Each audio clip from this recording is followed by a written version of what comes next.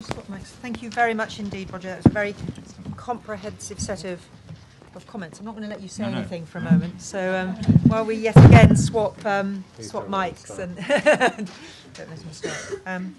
One thought though that's sort of filtering in my mind is something we haven't really talked about very much in as Eamon puts his mic on is the question of who bears the risk in this shifting of the rules of the game, because of course one of the other functions that aid agencies provide is actually risk management, and it would be very interesting to know, in moving to a more contestable system, how we see that risk being apportioned out. Eamon. Thank you. Is that working? It is. Yeah. Okay. Thank you. A couple of things before I start. Just to say, I'm not actually representing DFID. I'm speaking personally. It's always important to say that, particularly when you're on the record. Secondly, just to say, as others have said, that this is a really fascinating paper, and it's a really good read. I found it extremely provocative, and I think that quite a lot of it is actually useful to organisations like DFID as a means of making us think. And like Alison, I'm an optimist, and one thing that DFID certainly does share, I think, is the opening sentiment that aid works, but it actually can work an awful lot better. I just wanted to, since I haven't got very much time, I just wanted to say very quickly a couple of things that I think we do think we can run with, and we are running with, that come out of the paper. Certainly, more and better evaluation is something that DFID is extremely concerned about, and Roger just briefly described the work of the board, essentially, that he's working with. This, over the last 18 months in particular, has led to a major change in the way that DFID thinks about evaluation. Actually having an evaluation department that has an external driver rather than reporting to the people who pay you makes a massive difference, I think. And I think we will see much better evaluation coming through the system over the next couple of years as a result of that. We are thinking also about how you can use creative ways to close the feedback loop, as you call it, and there are some experiments in the field. I like the idea of using modern technology, of thinking about how you can, for example, take advantage of the fact, as was reported today, that Africa has got more mobile phones per head than anywhere else. I mean, it's a fascinating opportunity. Other things we are working on, more effective multilaterals, very key when we have an increasing percentage of our resources going through the World Bank, for example. And we have put very strict conditions, and Owen actually led for the UK on the last IDA replenishment, so knows very well the kind of tough negotiations that we had about how the bank needs to perform in order to justify an increasing amount of funding from the UK. I think there's a lot of thinking going on about I should also say, like Roger, I've actually read the paper quite thoroughly over the last couple of weeks, and so Owen didn't have enough time to cover everything that's in the paper, so there are some things I'm going to comment on that he may not have talked about in great detail. You do talk a lot about having binding regulatory agreements, and we are looking at ways to do that. We're interested in making use, and this is, for example, in the last white paper, making use of the UNDCF, the Open Cooperation Forum, as a means of getting pressure, as a means of putting peer pressure, as a means of naming and shaming, which I think is really quite important. What I want to spend the rest of the time doing is like Roger, didn't come here to praise you, although I did. It's a really good paper. But let me just say, there's a couple of areas that struck me as perhaps needing some more thought. I like the analysis that you have in political economy, as it's something that has been missing, I think, quite a lot over the years. I like the way that you recognise the fact that donors have got diverse objectives, and the excellent analysis that you provide of that. What I think you need to think about as well, and you mentioned this briefly, but you don't actually develop it, is the fact that partner governments have also got a set of diverse objectives. And you tend to talk a bit as if partners are basically homogenous. And that's not the case at all. The fact is that we have bad aid because there's a market for bad aid. And for every Minister of Finance you've got who wants budget support, you have a Minister of Health and a Minister of Education who don't, because they don't want to make themselves accountable to the Minister of Finance.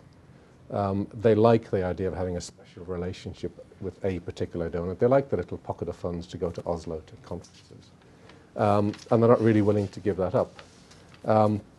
But I think part of the reason that happens, and this comes back to the other issue you raised about proliferation of donors, which is a huge problem. As I think Alison said, I spent 5 years running the aid program in Mozambique, where we had 42 donors, including donors you've never heard of, like Catalonia, for example. Iceland, an absolute nightmare. But the reason that government doesn't feel empowered to say no, even to the very small ones, and what was very clear from talking to government people there is that managing a donor that's providing $10 million takes as much time as managing a donor that's providing $150 million. It's hugely, hugely time consuming. But they don't feel able to say no because donors haven't actually delivered. So after all the years of promising predictability, after all the years of promising more effectiveness, we haven't actually delivered. I think that's a major problem. We haven't actually given governments the confidence to say no, and we haven't given governments the confidence to ask for better aid and for ministers of finance to convince ministers of health that aid will actually be predictably through the budget if they're willing to give up the personal relationships. You talk a lot about separating provider and policy, which I think is interesting. We do have some examples, particularly as I was talking to you earlier about the case in Nigeria, where we do actually subcontract part of the aid program because it's basically technical assistance, and that works extremely well. I think you make the point earlier in the paper that, which is something I really firmly believe, that the best kind of aid is aid that works through government systems. I think Roger touched on I think quite a similar point, that certainly with aid-dependent countries, the best aid is aid that goes through the budget, by far. I think there's a danger that through the subcontracting idea, you offer comfort to those who don't want to move to more effective forms of aid, to think that less effective forms of aid can be made better if you add another layer of bureaucracy under it. And I don't think that's the case. I think it's just we need to be careful slightly about the messaging. Roger also raised concerns about results and concerns about who bears the risk if you move to something like cash-on-delivery aid. And I mean, this is our sort of a holy grail always. We'll only pay for results. We want to see results. I think we need to be very clear what we mean by results. And one thing you said in the paper that really did disturb me, in paragraph 72, in case you want to look at it, is that when you move to cash-on-delivery aid, donors need to know less about the country's situation. And I actually find that quite scary because, again, what sort of messages are you giving about what you're going to pay for? And I think the danger is that you give a message that you're paying for easily quantifiable outputs. So you're paying for the bums on seats, which is fine. We want to see the bums on seats. But what's actually more important is building the systems that will mean that the next generation of kids go to school as of right.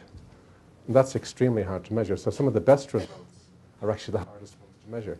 And that's what I worry about slightly with this approach. There's an awful lot to be said for focusing more on results, and we have focused a lot on process, I think particularly through the budget support processes. And we do need to think more about results, but I think we need to signal properly to partner governments what we mean, because it's easy to get bums on seats, very easy to get bums on seats. You work outside the budget, build some more schools, hire some more teachers, but how do you actually sustain that through the next generation? And that, I think, is where I have some concerns. I think we're beginning to get the balance more right through the experimentation, through the MDG contracting, where up to about 30% of budget support through the EC is being made conditional on meeting particular targets, but 70% is not. And I think moving the balance beyond that puts the risk onto the partner government in a way which I think is unacceptable. And again, we risk missing the point that it's not just about the outputs, it's about putting the systems in place to deliver the outcomes. And that, again, is much more difficult to measure. Having spent 5 years in Mozambique, I very much share the concerns about the way that sometimes coordination goes. We had a group of 19 budget support donors, which I actually chaired for 18 months, which was fascinating and frustrating when you went from a case with us providing 70% of our funds to others providing 10% of their funds, but expecting an equal voice in how things were done. And some who were very clearly putting a little bit of money in just to buy a place at the table, which just added to the burden of trying to coordinate them. I think, though, we do need to be careful not to diss Paris too much, because and I've been, with exception of 3 years, I've been working in Africa for the last, since 1994.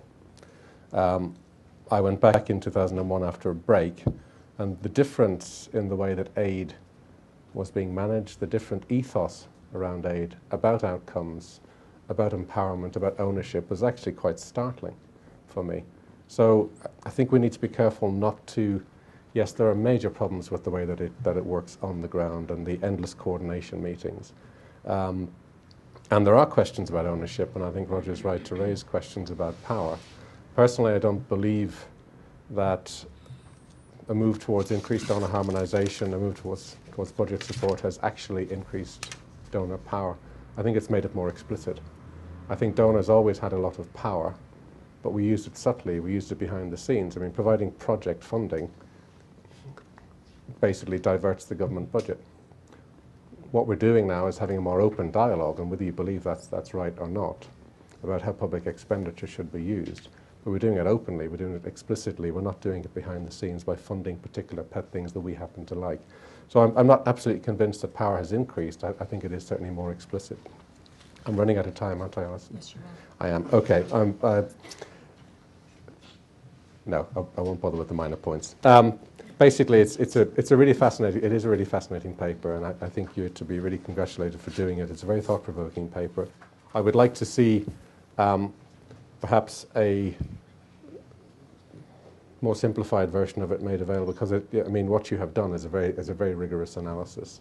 It's probably not that accessible to the average aid official in most of our partners, most of our other donors.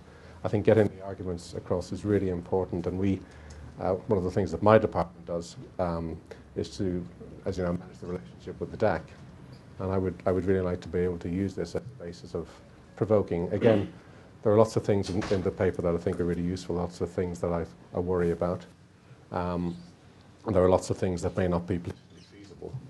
But getting people to think is really important, and getting to challenge the consensus that we have about aid, I think, is really important. Thank you. Very good.